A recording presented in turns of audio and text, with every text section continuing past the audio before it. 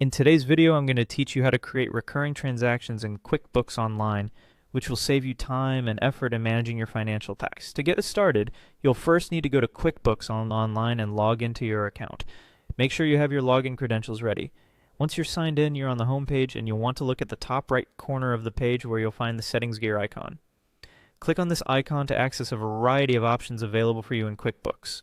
Next, you'll see a drop-down menu pop up, and from this menu you'll need to select the Recurring Transactions option. This will take you to the page dedicated to managing transactions that occur on a regular basis.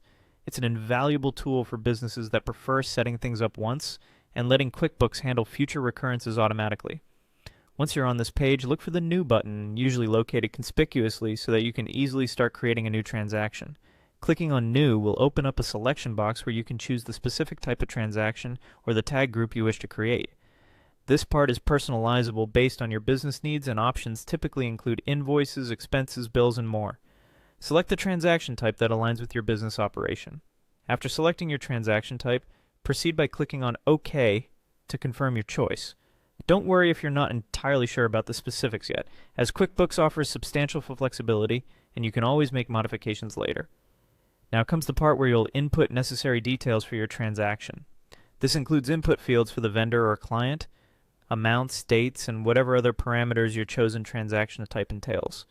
QuickBooks is designed to accommodate changing business needs, so even if you're not entirely satisfied with what you've entered, you can always revisit and edit these details later. Once you feel that everything is correctly set up and entered, it's time to save your work by clicking on the Save Template button. This handy feature ensures that all the hard work you've put in doesn't get lost, and sets up your transaction to happen on its scheduled timeline with as little extra work from you as possible. And that's all there is to it. By following these steps, you'll have set up a recurring transaction in QuickBooks Online, making your financial management that bit more streamlined. Thank you for watching, and feel free to reach out with questions or watch our other videos for more helpful tips on using QuickBooks to its fullest potential.